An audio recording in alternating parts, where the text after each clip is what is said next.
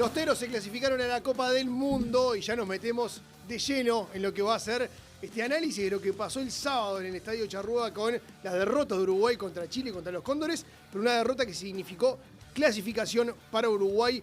Y para eso, bueno, ya tenemos a Rodo de Mula, que va a estar analizando el partido con nosotros, y a un invitado de lujo como Manu Ardao, que viene con heridas de guerra. ¿Cómo estamos, Manu? No, bien, muchas gracias por la invitación. Nada, parte del sintético. Está duro el sintético. No fue parte de la batalla, digamos, no fue un golpe, nada. Aterricé de cara en el sintético y frené con el pasto. Rodo, ¿sensaciones de lo que pasó el sábado en el Charrúa? Muchas y variadas, ¿no? Por un lado son partidos que tienen mucha presión, que llevan mucho peso, partidos que más allá del resultado, lo importante era clasificar y el objetivo se logró. Por otro lado, si analizaba desde el lado del juego, fue un partido muy malo, pero feo de ver, dolían los ojos. Desde los dos equipos, ¿no? Claramente fue feo de ver. Yo consideraba que Uruguay tenía un favoritismo para mí amplio, y más después de lo que habíamos visto en Chile.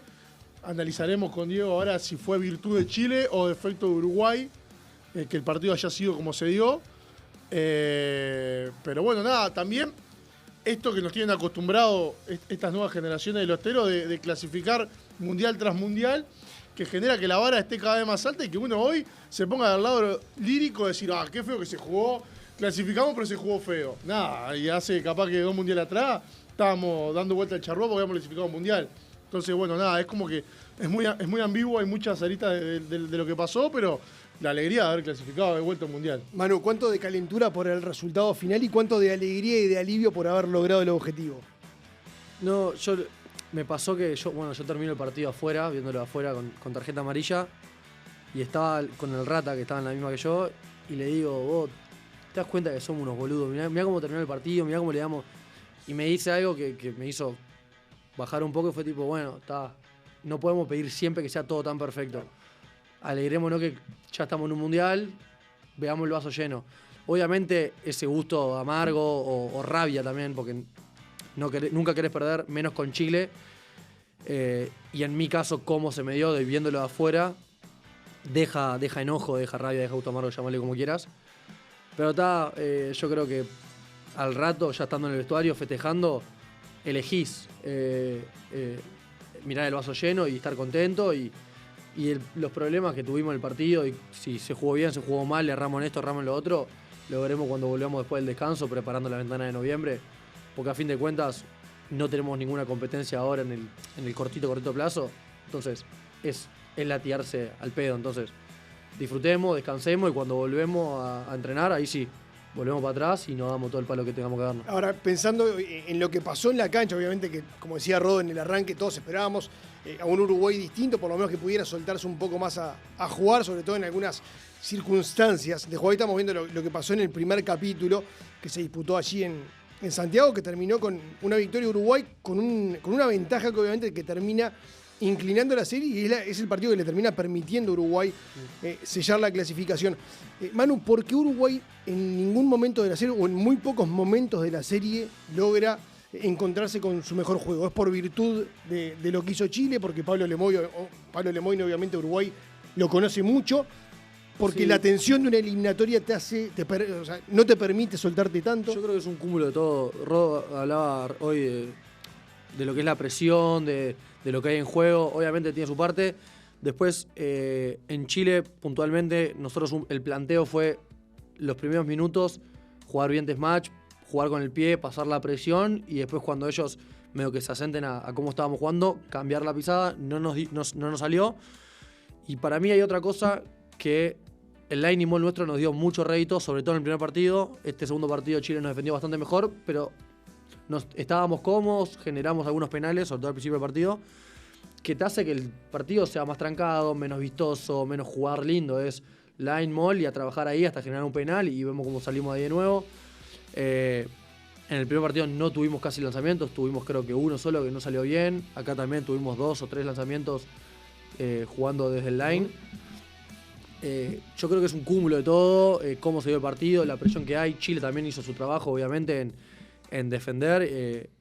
y por ahí sí estoy de acuerdo en que se podría haber jugado más porque tenemos la calidad y creo que el equipo estaba preparado por eso.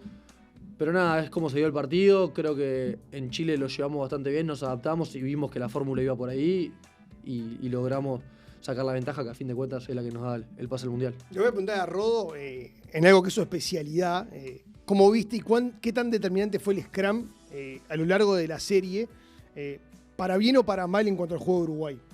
Bueno, creo que yo te diría que lo más rescatable del partido de este fin de semana fue el Scrum, ¿no? Creo que Uruguay lo había padecido en Chile y sin embargo este fin de semana plantó cara, el Scrum fue parejo, de hecho obtuvo algunos penales a favor. Creo que eso fue también un golpe importante para lo que era Chile, ¿no? Yo imagino, como decía vos, Pablo, que es un entrenador que estuvo en Uruguay, que sabemos lo que pesa en el Scrum, que Uruguay le haya emparejado el partido en esa situación donde se había visto tan favorecido en Chile, creo que termina generando también que Chile no encontrara esas armas, esos penales para poder poner a Uruguay en 22 rivales.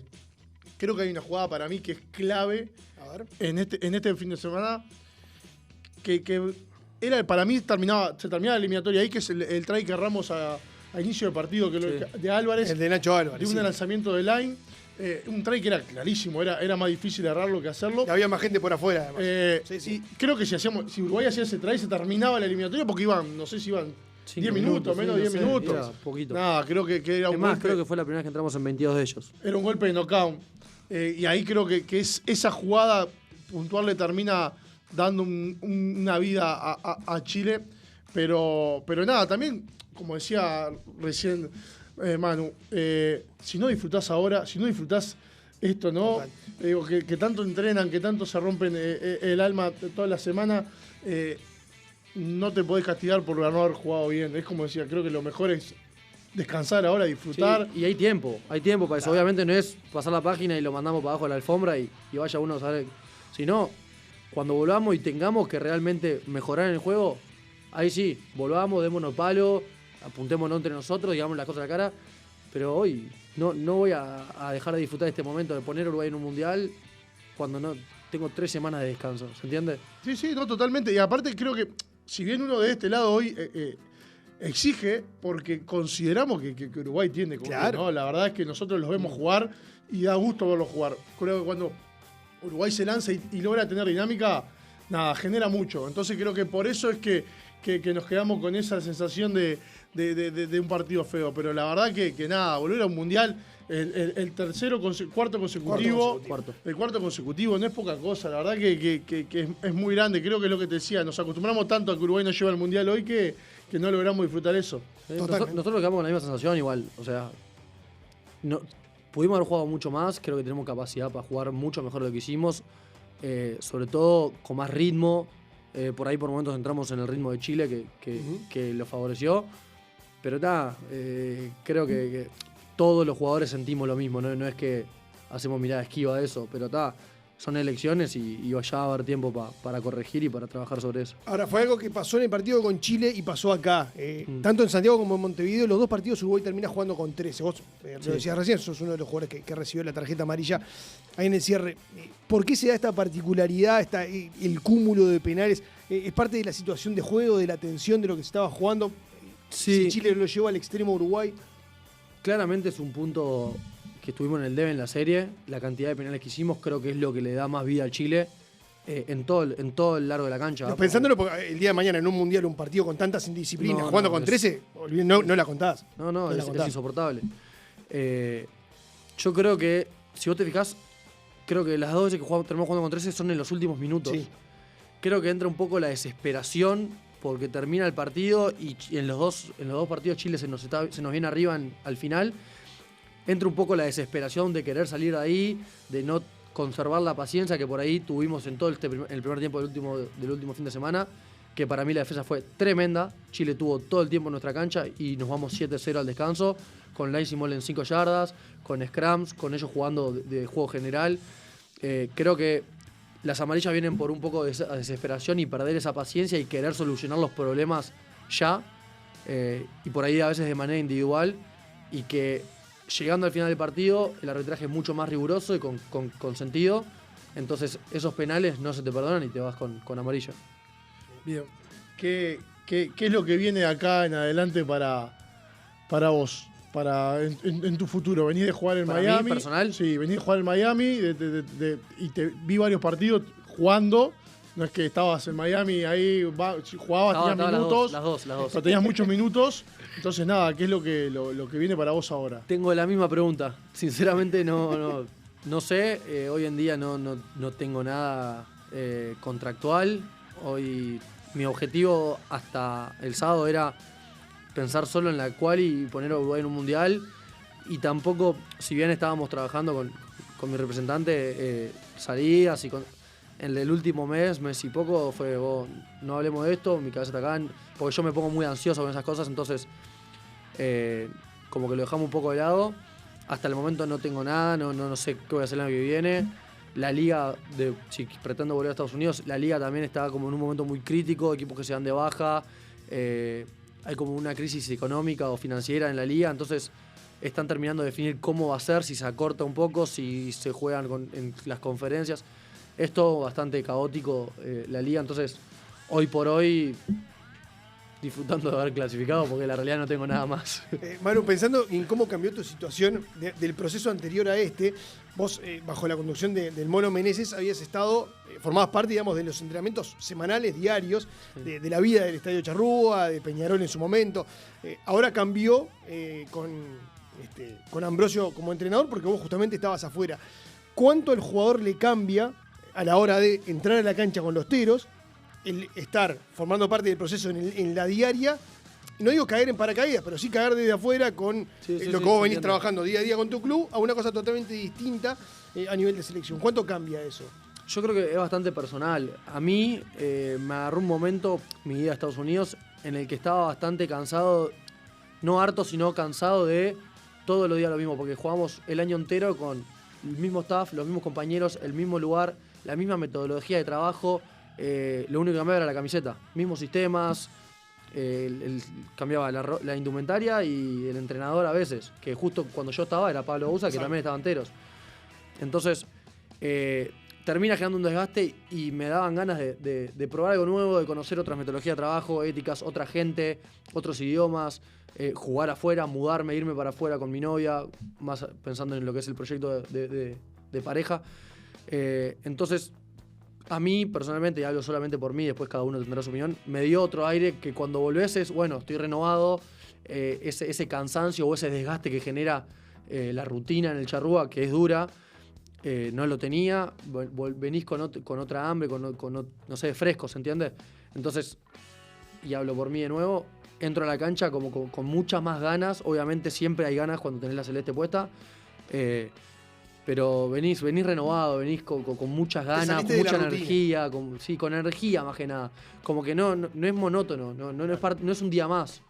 ¿Entendés? Venís, hoy estás y capaz que el semestre que viene no estás y extrañás el Charrúa, extrañás la gente, extrañás los chistes tontos, ¿viste? La diaria, la cotidianidad. A mí eso me pasa bastante. Está bueno. Pensando obviamente en lo que viene por delante para el Mundial. Siempre se han puesto, linda foto, se han puesto siempre objetivos muy altos en los mundiales para Uruguay. Pasó en el 2019, donde se pusieron como gran objetivo ganar la Fiji y lo lograron. En el 2023 se pusieron otro objetivo altísimo que no lo lograron, pero de todas maneras Uruguay terminó siendo un muy buen mundial, ganándole a Namibia el partido que tenía que ganar, y contra Italia no alcanzó, pero realmente hicieron un buen partido. ¿Con qué cabeza se va ahora a Australia 2027? La verdad no está planteado el objetivo. Pero vos, ¿con qué soñás? Y bueno, ¿dónde Uruguay tiene que apuntar acá? Hablábamos un poco de eso antes. Yo creo que este mundial, al expandirse los cupos de países y ser un mundial de 24 equipos, si no me equivoco, no lo estoy confirmando porque en realidad no lo sé certero, pero tengo la idea de que clasifican 4 mejores terceros, entonces ya clasificándose, posicionándose en un bombo 3, ya se empieza a ver una posibilidad de clasificar a octava final. Mi sueño, poner a Uruguay en una fase eliminatoria mundial, es impensado. Creo que si le preguntabas 5 meses atrás a alguien y nadie te lo iba a decir. si yo tuviese que poner mi objetivo, sería ese. Si el Mundial sea así, obviamente. Y si no, creo que la forma de llegar a eso y la más fácil es ganar 2 partidos. Lo planteamos para el Mundial pasado, no lo pudimos cumplir. Vayamos por ese objetivo a cumplirlo este año, este Mundial, y cumplir lo que no pudimos hacer 4 años atrás. Sí, y ahora tienen creo que 2-3 semanas de vacaciones, ¿no? Digamos. Y después a preparar la ventana de noviembre, que también Es clave. es clave. Sí, no es solo clave. que es clave, sino que me imagino que van a ir con muchos objetivos. No solo el del ranking, sino el de que tenés 2 rivales prácticamente directos, Sí. ¿no? Y Tal que me imagino que el objetivo será ganarles. Se ve una ventana dura. Sí, la ventana creo que es Portugal, Maori All Blacks y Rumania. Lo que vos hablabas, supongo que hablabas de Portugal y Rumania, de Exacto. rivales directos. Ganarle a ellos dos nos posiciona en una posición del ranking que nos deja bien parados para el sorteo de los bombos. Hay todo un dibujo ahí que lo sabrán mejor los periodistas ustedes. Nosotros nos ocupamos de ir y ganar. Pero no, obviamente te da la pauta de cómo estás parado frente a tus rivales de Tier 2, por decirlo de alguna manera. Es importantísimo, como decía vos, no solo por el ranking, sino a nivel de juego, a nivel de cómo está el equipo, de cómo se prepara y de carácter, porque vos nos pasó el Mundial pasado que veníamos de clasificar contra Estados Unidos, un pico muy alto emocional y de desgaste mental y todo, y llegás a la gira de noviembre y como que un poco más, bueno, el objetivo de este año está cumplido. Yo creo que el desafío por ahí está en llegar a la ventana de noviembre con la misma hambre que llegamos ahora, agosto-septiembre, porque es muy importante, con lo que hablábamos recién antes, con respecto a cómo se va a dar esos grupos del Mundial. Entonces, creo que el desafío está ahí. Sí, sobre todo me imagino yo que con un Rumania que después de lo que fue el partido acá, como No va a Uruguay. ser lo mismo. La serie que vino en Exacto. Sudamérica, porque con Chile le fue muy mal también. Hablando más que nada del partido de Uruguay, como Uruguay lo pasó por arriba, Sí. me imagino que la revancha no va a ser lo mismo. Rumania me imagino que vendrá con sed de revancha y obviamente donde te agarre medio flojo mentalmente. Te agarra allá. Y allá. Igual, no es lo mismo. Exacto. Entonces me imagino que va a ser muy Sí. importante estas semanas de preparación. Sí, tal cual, es lo que te decía. Creo que ahora tomar ese descanso, este descanso que tenemos, pero cuando volvamos a entrenar, creo que es lo que te decía, el desafío está en ponerle la seriedad que se merece esta serie y la importancia que tiene. A ver, todos sabemos la importancia que tiene el capitán en el rugby. Uruguay en este proceso cambió el capitanato. A vos te tocó estar bajo el capitanato del Garrafa primero, después del Fatiga y ahora de Manu Neindekar. ¿Qué tipo de capitán es Manu? Manu, bueno, yo lo conozco lo conozco, creo que todos lo conocemos hace mucho tiempo. A mí me tocó jugar con él en la sub-20.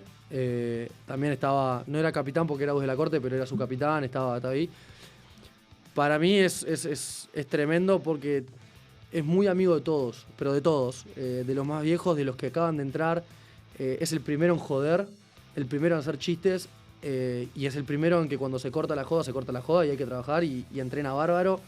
Creo que es un jugadorazo en la cancha, es indiscutible lo que le da Uruguay, pero lo lleva muy bien el equilibrio entre la seriedad, trabajar, pero también ser el primero y el más jodón del equipo. Entonces está bueno porque no tiene esa figura capitán, líder, serio y estricto por ahí como podía, no sé, pasar hace 1000 años en un Uruguay, no sé, la verdad no conozco, pero por ahí esa impresión que puede llegar a dar, él la lleva para mí bárbaro y está tremendo. Está buenísimo. Manu, primero que nada, ya en un ratito nos vamos a despedir, pero quería preguntarte también de cosas internas del plantel, de cómo vivieron ustedes esta fase eliminatoria. Por ejemplo, lo que pasó en Chile, que antes de llegar al estadio, bueno, se demoró bastante la llegada. ¿Se esperaban ese tipo de cosas, tipo Copa Libertadores? ¿O los tomó por sorpresa? Para aquellos que no saben, el traslado del equipo del hotel al estadio se demoró muchísimo. Se preveía que podía demorar unos 40 minutos. Demoró casi 1 hora y media. Estaban a 1 hora de empezar el partido y 25 minutos tarde. ni se veía el estadio. Estaba bravo. Sí, a ver, se decía, bueno, viajamos un día antes. Yo no sé por qué viajamos un día antes nomás. Mi suposición es que para no darles la oportunidad de que hagan, no sé, o vas a entrenar y el vestuario está cerrado, o el bondi pinchó yendo al entrenamiento, cosas que te van sacando de partido, te van sacando de foco, ¿viste? ¿Algún malestar? Sí, ¿Algún malestar? bueno, eso nosotros fuimos con la nutricionista, chequeó todo, agua solo embotellada. creo que por ahí es... Pero prevenían que podían pasar cosas minimizar raras. riesgos. Por a mí no iba a pasar nada, pero bueno, viste, si el día que te pasa decís, bueno, ¿cómo no la vi venir? No, bueno, con respecto al traslado al estadio, salimos y bueno, justo a mí, yo como soy bastante dudoso de esas cosas, dije, bueno, voy a poner Google Maps a ver si este loco nos pasea o no. No, pensando que no iba a pasar. Estaba pautada la hora para creo que 1:35 llegar al estadio y Google Maps me decía que llegaba 1:30. Le digo, estamos bárbaros. Arrancamos a andar y miro de nuevo y ya marcaba 1:33. Cambió el tráfico, no sé. 1:37, 1:40, 1:42.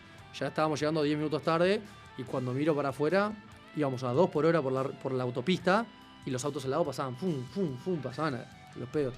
Dije, este loco está yendo lento por gusto, este loco está yendo por gusto. Ahí la gente, justo lo que estamos en el fondo, no me acuerdo, habían varios.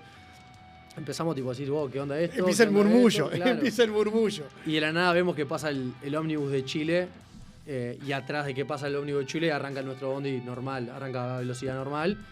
Y era porque Chile por protocolo tenía que llegar primero al estadio, entrar primero al vestuario y después nosotros. Entonces nosotros habíamos salido antes que ellos y teníamos que dejarlos pasar. Entonces, pero además llegamos a la entrada al estadio y había un tráfico tremendo.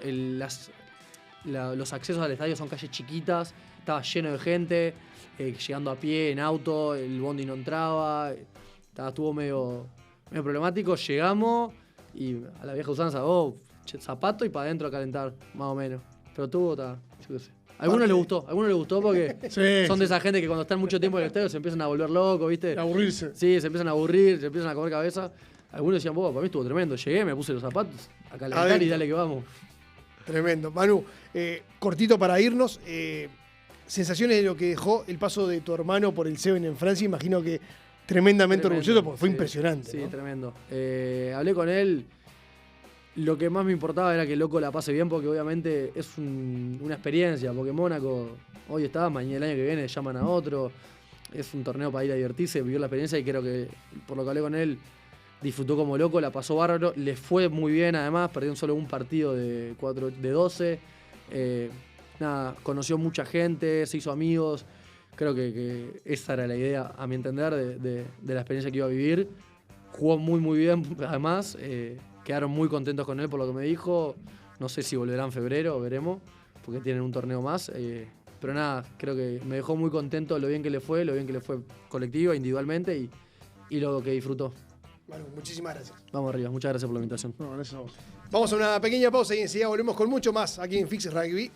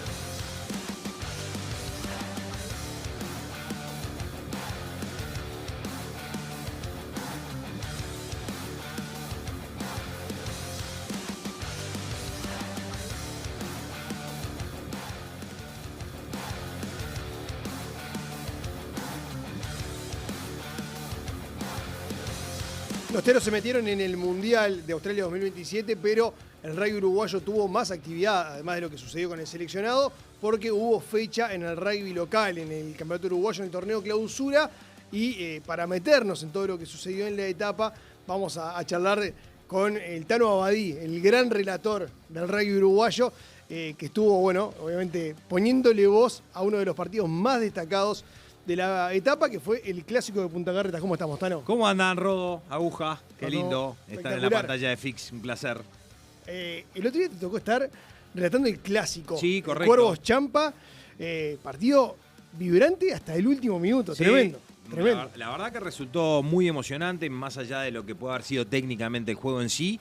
Termina muy parejo, termina con un error ahí, por llamarle de alguna manera, de Juan Pablo May, que en vez de guardarle y decir cuándo era la última, usa el rastrón y la pelota se va afuera, pero Champa tuvo hasta el último momento la posibilidad de por lo menos, quedó a diferencia de Tray, 27-22 terminó el partido.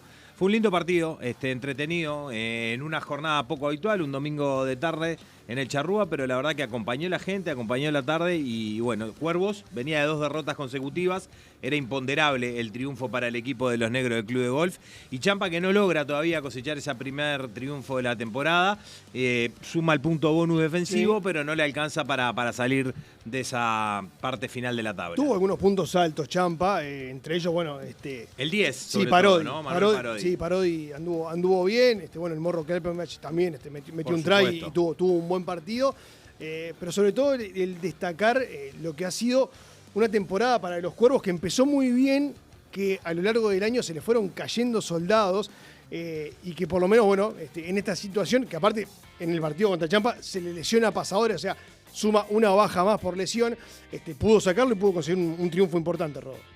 Sí, un equipo de Cuervos que venía acostumbrado, ¿no?, a estos últimos campeonatos a estar en la definición, a estar arriba en la tabla. Y es lo que tiene, cuando agarrás a veces una racha esa de jugadores que se te lesionan, entras a perder piezas claves y se te empieza a complicar un poco el panorama. Pero creo que fue un partido más abierto de lo que uno prevía antes de iniciar, ¿no? Creo que hubo varios tries.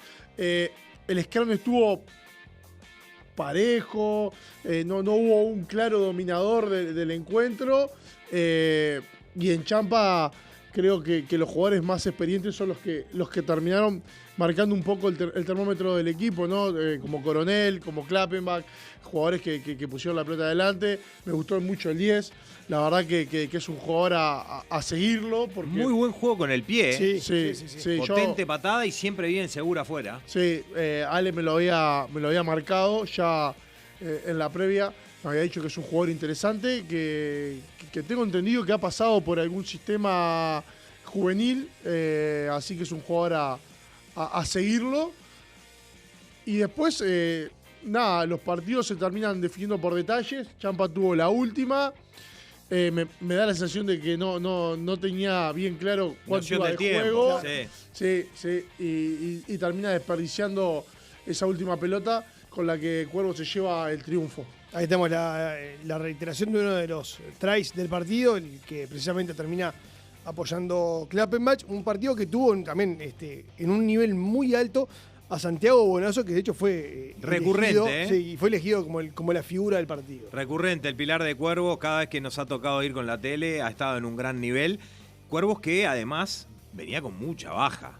Y eso, ganar con muchas bajas, siempre es importante. Hablábamos antes del partido con gente integrante del cuerpo técnico, con Mauricio Mosca, con Eduardo Mandía. Tenían de 6 a 8 bajas y una cantidad de cambios. Una muy importante, Juan Cruz Codesal, su capitán. Claro, no. Sin duda, y son aspectos que sin duda están marcando el presente de Cuervo, que como decíamos anteriormente, o sea, había tenido un gran arranque de temporada, no solamente obteniendo grandes resultados, sino que jugando muy bien y que claramente tantas bajas terminó comprometiendo y complicando el presente del equipo, que bueno, puede obtener esta victoria que sin dudas le permite sumar puntos importantes. En una etapa que tuvo otros partidos muy interesantes, por ejemplo el de la victoria ajustadísima de All Christians contra Trébol, un partido también de 15-13. Sí, de un marcador de bajo score, pero sin dudas que marca una paridad importante. Y de una tabla que también ya Rodo lo comentaba anteriormente, una tabla que se ha ido partiendo con equipos, digamos, como en 3 niveles diferentes, ¿no? Sí, es un poco lo que hemos ido hablando, ¿no? Tenés Cristian Olois, Trébol, que siempre se mantienen ahí, ¿no? Uno a veces vos analizás un poco Trébol y siempre Trébol se las ingenia para estar, ¿no? Ha tenido jugadores que se han retirado, ha tenido bajas. Trébol siempre se las ingenia para estar. Más allá de que también tiene ese gran rival que es la distancia, el viajar, el tener que venir, el no entrenar juntos. Y sin embargo, siempre está la conversación. Un Polo que intenta volver a ser el Polo de otros años, que va como arrimándose a esa cuarteta de equipos. Y después, por otro lado, tenés Cuervos que viene con muchas lesiones, que venía de 2 derrotas. Un Seibos que amenaza con ser de los equipos de abajo, es el que está mejor. Y después tenés con altibajos Lobos y Seminario. Sí, Cricket que también empezó bien y tuvo una bajada. Cricket que tiene una bajada. Y después tenés PSG, Champa que no logran salir del fondo de la tabla. Círculo de Tenis que bueno, nada, en sus primeros años de primera división está como también costándole un poco eso. Y un campeonato que se va partiendo en lo que es el clausura y la definición. Sí, Ahora, la diferencia que hay a esta altura es que se estarían metiendo, como dice Rodo, All Boys, Cristian y Trébol, y en lugar de Cuervos estaría entrando Carrasco Polo. Pero hay que ver porque Polo juega con Cristian el sábado que viene, el fin de semana que viene. Hay mucho por delante, hay mucha tela por cortar todavía. Le queda el viaje de All Boys a Paysandú. All Boys que ya jugó con Cristian y con Polo, ¿no? Y eso también es una ventaja. Exacto, bueno, y recién mencionabas un aspecto no menor, que es el partido televisado de la próxima semana, que sin duda será para alquilar balcones, el clásico entre All Christians y Carrasco Polo, que los agarra también a los dos en un buen momento, un momento de crecimiento, también obviamente apuntando a lo que va a ser la etapa de definiciones, pero que claramente es el partido de la etapa. Sin duda que sí, va a ser el partido de la etapa y con alguno de la selección. Eso mismo te iba a decir, capaz que todavía tiene no. algún condimento especial. Habrá que ver esta semana, habrá que estar atento a si se resuelve que algunos jugadores, por lo que teníamos entendido, van a ser estudiados casos puntuales, dependiendo de la cantidad de minutos, los que tengan que descansar o no, para lo que se vienen los teros, si serán liberados para poder jugar con los clubes. Así que habrá que estar atento esta semana a ver ¿Qué sucede? Porque esa puede ser la noticia. Totalmente, porque es un aspecto que condiciona y mucho cada uno de los partidos, el hecho de que puedan tener o no jugadores de la selección, como decía Rodo, dependerá mucho de cada caso. Hay jugadores que necesitan minutos, hay otros que no tanto, hay otros que necesitan descansos, pero sin duda que cuando cae un jugador de selección dentro de uno de los planteles, cambia la cosa. Sin duda, cambia la cosa para el que los recibe y para el que los enfrenta también. No, y también a veces le genera al staff técnico o al club también un poco ese dilema de ¿lo uso o no lo uso?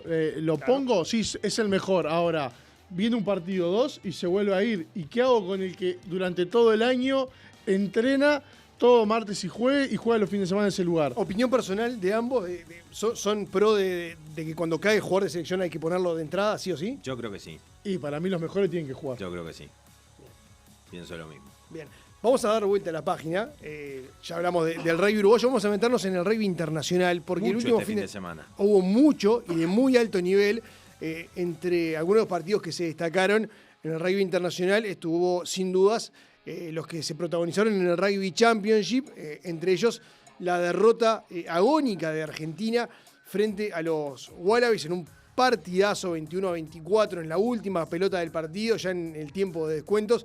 Argentina estuvo arriba todo el partido, y bueno, se le termina escapando ahí en la última jugada. Argentina que venía entonadísimo después de lo que fue la victoria contra los All Blacks y que bueno, termina cayendo en esta tercera fecha en un partidazo. Durísima derrota para el equipo argentino. La verdad que lo tenía abrochado el partido, lo tenía cerrado, se va al entretiempo 21-7 arriba, exacto, jugando muy bien. La verdad que hoy ver a los backs de Argentina da gusto, da placer, porque se lanzan a jugar y son muy picantes. La verdad que tienen 2 tries que son de primera fase muy buenos.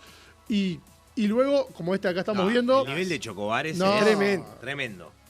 Y Australia, sin embargo, lo vi con un juego, la verdad que bastante a lo Sudáfrica, bastante cerrado, ¿no? De una puntada, de ir de frente, de buscar el contacto. Y en la última pelota tiene la posibilidad de empatarlo y decide ir al line, decide ir a todo o nada. Y luego de un par de infracciones de Argentina, un par de penales de indisciplina en defensa, termina yendo al line nuevamente de Australia y se lleva el partido, se lleva el triunfo que imagino para una Australia que venía de capa caída hace unos meses atrás, Sí. es muy importante. ¿Qué opinan ustedes? Leí muchísima prensa argentina siendo demasiado crítica con el arbitraje. ¿Cómo lo vieron? Sí, a ver, me parece que en esto estoy de acuerdo con la postura de las críticas, pero bueno, a ver, yo en el arbitraje siempre trato de, a ver, el arbitraje te da y te quita, trato de no enfocarme en eso, que yo creo que la principal crítica que tiene que hacer Argentina fue el haberse cargado de infracciones en los minutos finales. Obviamente que Australia lo llevó a eso, pero es la propia Argentina la que termina metiéndose en problemas, independientemente de lo que termina siendo la situación de los arbitrajes. En ese sentido creo que es más culpable Argentina de los errores que termina provocando la caída en el score. No, sí, sobre todo que hay muchos penales en esa instancia Claro. que son de offside. Y ahí es muy difícil, es muy clínico, es el ojo del árbitro. Es muy difícil decir, todos estos estuvieron mal cobrados. Es muy fino. Creo que, como decías vos, el programa más grande que tuvo Argentina fue que hizo 3 puntos en todo el segundo tiempo, Claro. cuando había hecho 21 en el primer tiempo. Entonces, tendrá que analizar el porqué de ese tan bajo score en el segundo tiempo. Otro de los aspectos importantes del fin de semana, además de esta derrota de Argentina, fue la victoria de los All Blacks en Eden Park frente a Sudáfrica, frente a los Springboks, a los campeones del mundo. No solamente importante para los All Blacks el reencontrarse con la victoria, sino el mantener esa imbatibilidad en casa, ¿no? En Auckland, ahí en el Eden Park, donde hace décadas que no pierde. Realmente es una cosa bestial lo del récord que lleva allí. Pero sobre todo sorprende ya a esta altura que pierda Sudáfrica, ¿no? Algo que no estábamos acostumbrados. No. 2 partidos seguidos. 2 seguidos, exactamente. Y uno increíble, ¿no? Por cómo llegaban uno y otro. Australia llegaba en baja, Sudáfrica que venía muy bien, Exacto. sorprendió ahí, pero la verdad que es sorpresa de que pierda 2 partidos seguidos. Y lo de Eden Park es increíble, Exacto. es impresionante.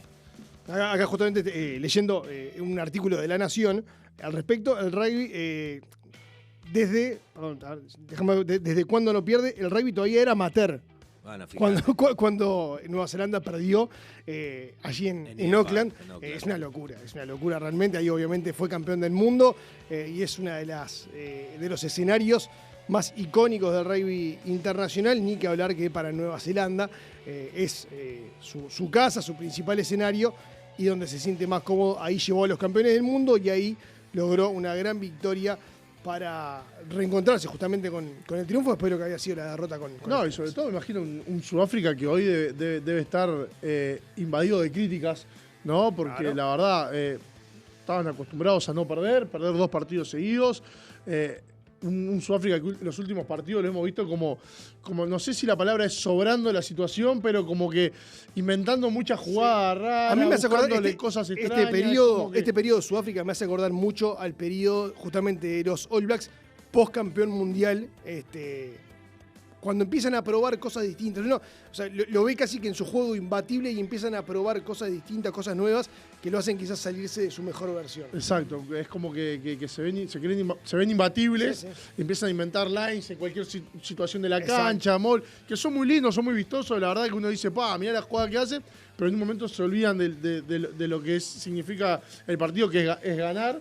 Y bueno, imagino que hoy debe estar sumergido en críticas y obviamente que tiene el fin de semana que viene una revancha que lo urge ganar, ¿no? Absolutamente. Bueno, veremos qué sucede. Gran nivel otra vez de mis amigos, los Barrett, ¿no? Tremendo. Y Ardi Sabea también con una actuación fabulosa, siendo una de las grandes figuras del encuentro.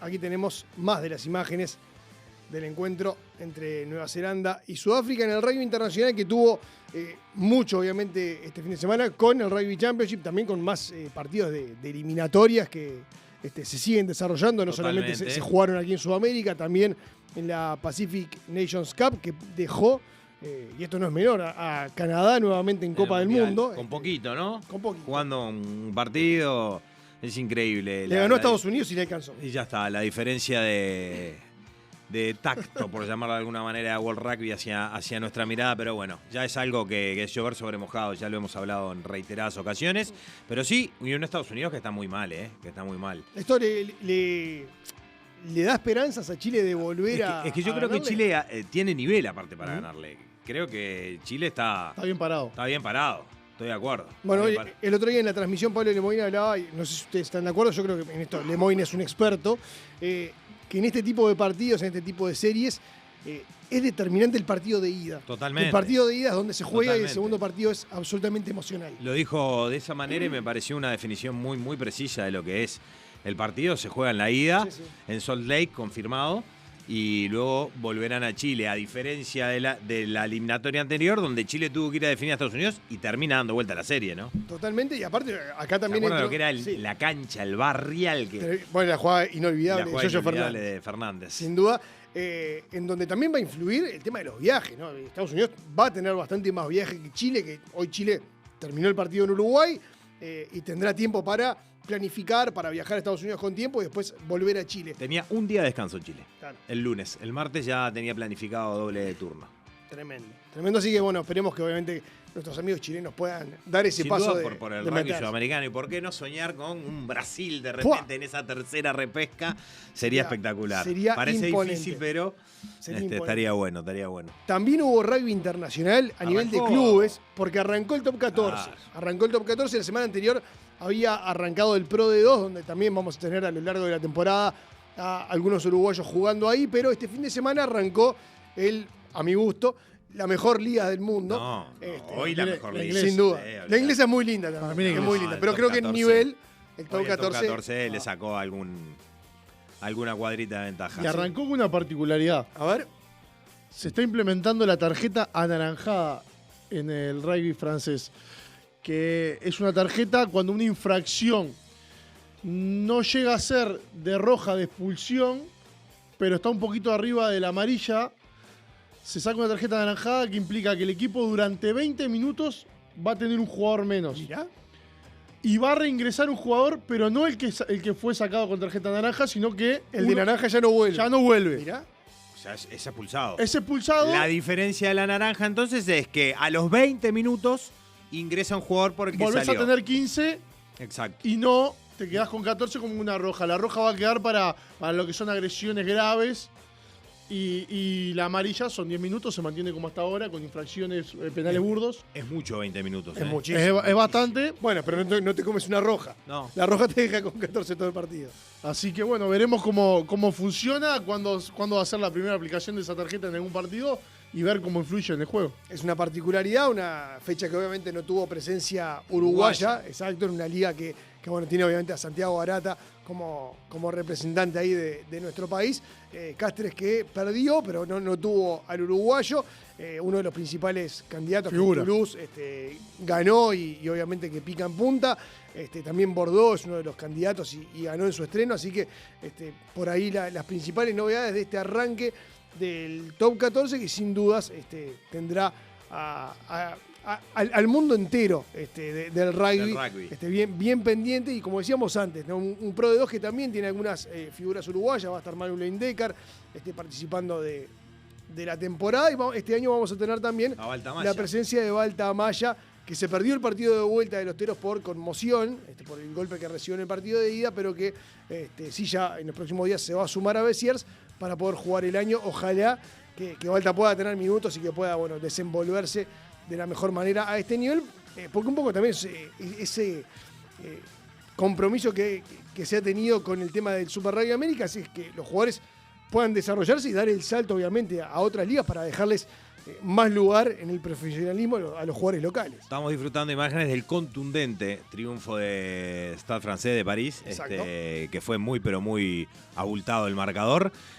Tengo mucha expectativa de ver cómo se desenvuelve Juan González en la segunda división del rugby inglés. En Worcester. Creo que es un nombre a tener en cuenta en el futuro. Sin duda, Rodolfo Ambrosio lo tiene considerado, yo lo estoy charlando con él, hablaba de 2-3 jugadores de Uruguay que decía, si fueran argentinos perfectamente podrían pelear lugares en Pumas. Uno de ellos fue Juan González. Me parece que sí. otro- Tiene una habilidad para manejar con una mano la pelota, pocas veces vista. Sí, Es sí, que- no, y es un jugador muy potente, ¿no? Digo, la verdad que es rápido, es fuerte, maneja muy bien la pelota. Capacidad de salto cuando...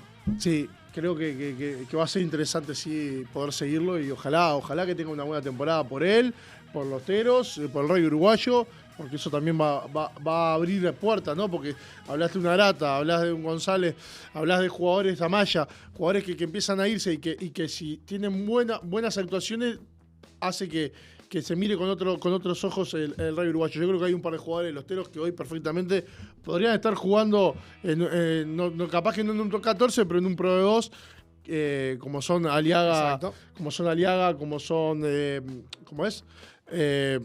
Tengo unos cuantos. ¿Sí? Sí, hay varios, sí. Yo creo que Aliaga, sin duda. Aliaga Pro de 2, seguro. No sé si no un poquito más. Capaz que le falta un poco de físico para segunda en un top 14. Pero Carlos Deus, para mí también Pro de 2 tranquilamente. Luca Bianchi puede pelear Bianchi, Uruguay. Pro de 2 tranquilamente.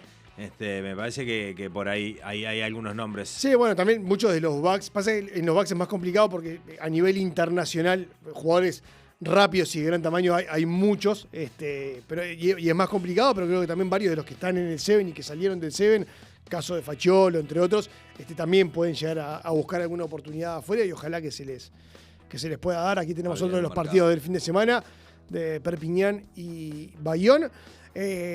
Pensando también en jugadores uruguayos en el exterior, antes de salir al aire, nos enterábamos de una linda noticia, y es que uno de los jugadores uruguayos que militan en el exterior juveniles empezó también a hacer sus primeras armas en el exterior, y que uno de ellos es Arturo Tenhoever, quien incluso anotó un try el pasado fin de semana en el Nacional 1 de Francia, otro de los jóvenes valores que quizás acá no los tenemos tan vistos, que sí jugó un mundial juvenil con Uruguay, pero que bueno, él está radicado en el exterior, y que bueno, por lo menos a la distancia nos enteramos de que está haciendo sus primeras armas en el rugby europeo.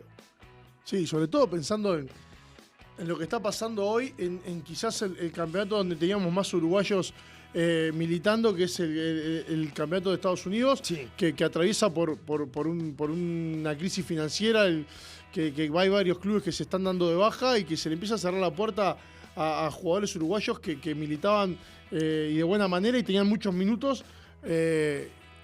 Así que bueno, nada, ojalá que puedan tener una muy buena ventana de noviembre, que de una vez por todas se les pueda abrir esa puerta, porque creo que vienen haciéndolo de buena manera y como decís vos, quizás por no ser argentinos, se les tranca un poco más ese pasaje. Bueno, pensando en ese sentido, en la MLR, creo que, si no me equivoco, el único jugador que tiene su continuidad garantizada es Facundo Gataza. El resto creo que la tiene complicada, desde Nacho Dotti, que ya retornó a nuestro país, entre otros. Bueno, ni que hablar los jugadores de Miami, ¿no? Reinaldo Piusi, Tomás Inciarte y Manuel Ardao. Así que habrá que esperar en las próximas semanas a ver cómo se termina desarrollando todo este tema de la MLR, para ver quiénes continúan y quiénes no. Nosotros vamos a ir cerrando. Queremos agradecerle muchísimo al Tano por habernos acompañado para charlar del rugby local e internacional. Muchas gracias, Tano. Un placer siempre. Arriba, Tano. El agradecimiento también a Rodo, siempre con su sapiencia, sobre todo en el tema del Scrum, pero para hablar de todo lo que ha sido el rugby internacional, el rugby uruguayo y la clasificación de Uruguay al Mundial. Gracias, Rodo. No, gracias a vos. Y nosotros nos reencontramos en la próxima, aquí en Fix Rugby, para seguir disfrutando de todo el rugby uruguayo e internacional. Chau, chau.